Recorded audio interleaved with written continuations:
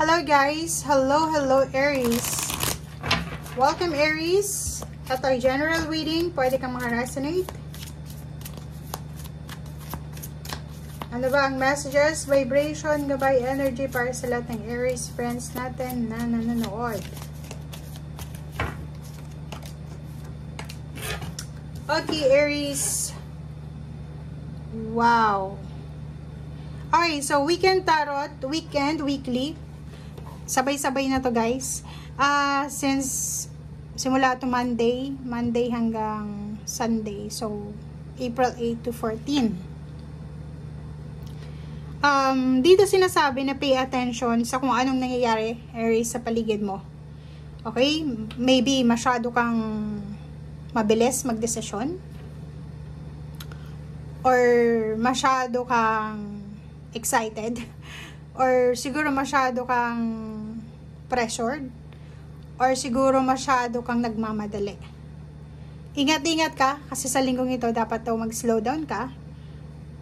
Kasi pwedeng may ma-miss ka na importanteng detalye sa kung ano man itong decision making na gagawin mo. Number 8 siya, maybe money. May money, work, business, extra income, unexpected flow ng money. Okay? So, number 24-6, love where you are. Wow. Yun. So, same din dito. If money ito relationship. Sinasabi na kailangan mong maging sensitive. Yun, pansinin natin. Kasi dito ganun din eh. Pay attention. Be sensitive. Use your sensitivity. Ganun din. Money, relationship, or kung ano man to actions. Kung ano yung kailangan lang natin bigyan ng pansin. Yun lang yung kailangan natin.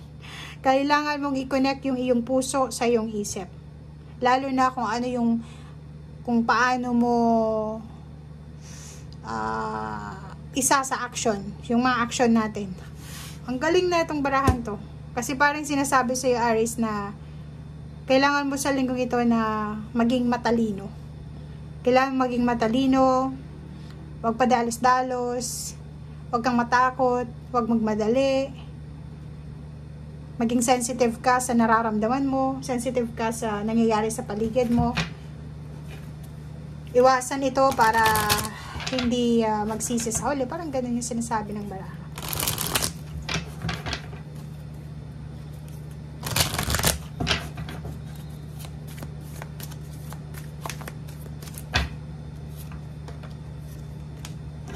Okay.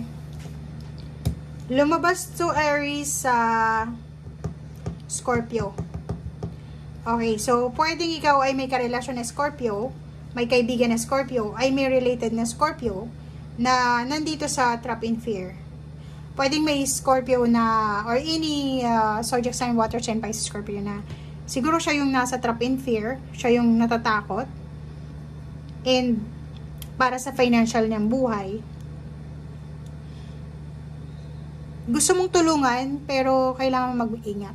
Yan yung sinasabi ng baraha. If ever man ikaw itong nasa ganitong sitwasyon na marami kang kinakatakutan, hindi mo alam kung ano yung gagawin mo, hindi mo alam kung ano yung solusyon na gagamitin mo dito, yun na nga, mag-pay attention tayo sa kung ano yung ginagawa natin, sa mga actions natin. Dapat slow down lang tayo, okay? May posible ditong material and spiritual prosperity na parating sa buhay mo.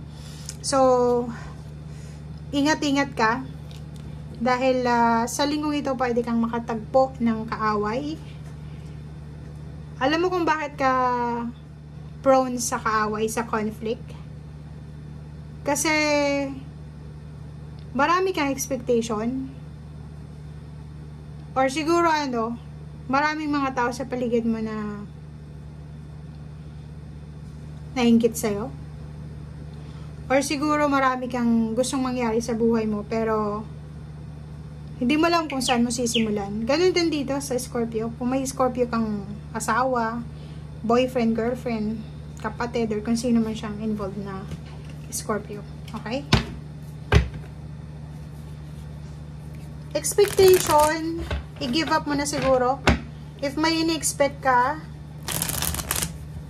Aries, alam mo na hindi na, imposible na, unrealistic na. Let go mo na lang.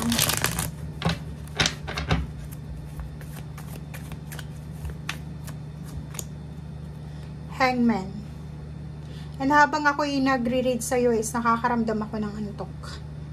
Okay, so ibig sabihin yan, bago ka gumawa ng desisyon, make sure na magpahinga ka. Hangman na upright.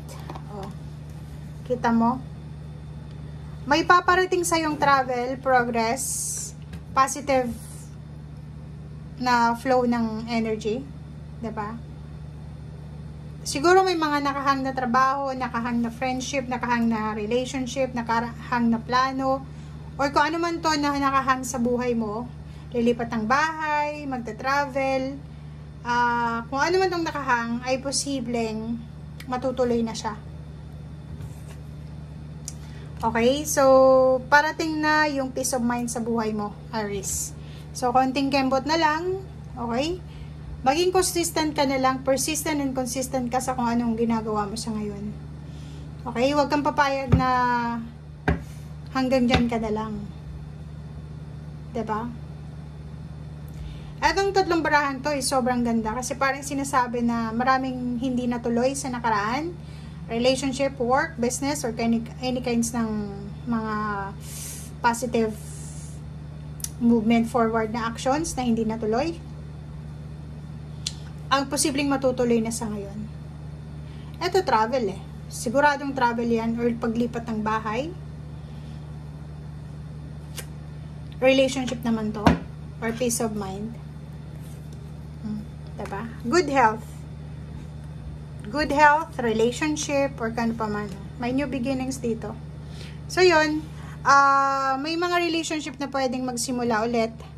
May mga trabaho dito na pwedeng magsimula ulit. May babalik sa dati niyang pinagtatrabuhan, babalik sa kanyang relationship, magta-travel, Aries. May makikipagbate, parang gano'n. So, comment down below.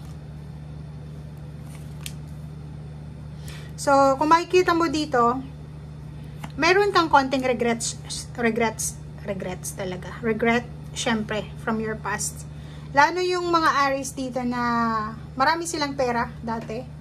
Diba? Like, may business sila dati, stable yung work nila, kumikita sila ng malaki dati. Lalo yung mga OFW.